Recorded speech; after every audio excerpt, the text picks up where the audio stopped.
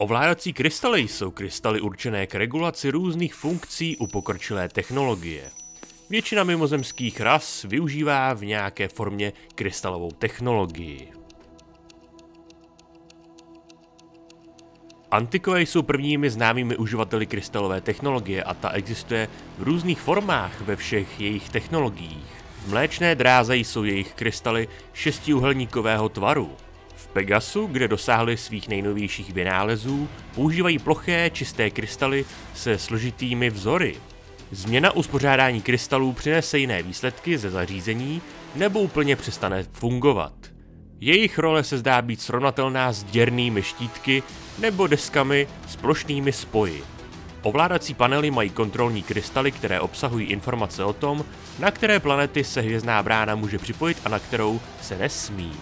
Rozesílají také informace o nových místech v systémových aktualizacích pro DHD. DHD na Atlantidě je jediné v galaxii Pegas, které může otevřít intergalaktickou červí díru prostřednictvím speciálního kontrolního krystalu. DHD v Mléčné dráze používají větší krystaly, které by mohly být starší verze, zatímco DHD v Pegasu používají ploché verze. Nejnovější antické počítače jsou schopny ukládat obrovské množství dat. Úložiště znalostí obsahovalo všechny jejich znalosti a mohlo je zpracovat během několika vteřin. Byly také mnohem menší než počítačová jádra Asgardů a jiných ras. Není však známo, zda používali krystaly. Mohla to být úplně jiná technologie.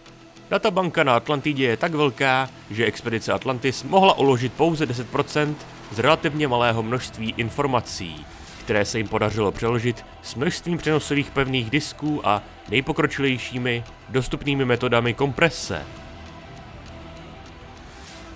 Asgardé používali ovládací krystaly v některé ze svých pokročilých technologií, jako je jádro asgardského počítače, pro ukládání dat.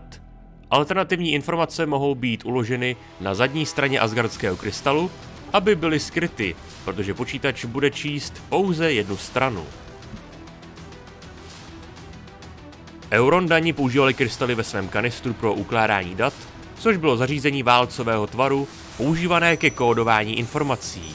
Tato zařízení mají tvar velkého kovového válce s různě barevnými krystaly vloženy uvnitř. Jsou zjevně vysoce účinné, protože ten, který jsme viděli, obsahoval údaje o téměř každém aspektu jejich technologie. Ovládací krystaly, nazývané v goldštině Delmak, se v goldské technologii hojně používá. Goldé jsou doslova mrchožrouti technologií, po jejich nalezení se vydávají za jejich vynálezce. Zjevně je upravili z větších antických ovládacích krystalů. Jsou určené pro přístup a napájení velké části jejich technologie, včetně jejich hyperpohonů a zbraní na hataku. Krystaly jsou zbarveny pro označení funkce. Používají se také k ukládání informací. Stejně jako antikové, i Orájové používají kontrolní krystaly k ukládání informací, například v Superbráně. Ve snaze zastavit Oráje ve vytočení Mléčné dráhy vytvořili Asgardé kontrolní krystal, který měl vytočit Alteránskou domovskou galaxii. Orájové se však připojili dříve, než jí stačili vytočit. Následné pokusy o vytočení byly neúspěšné.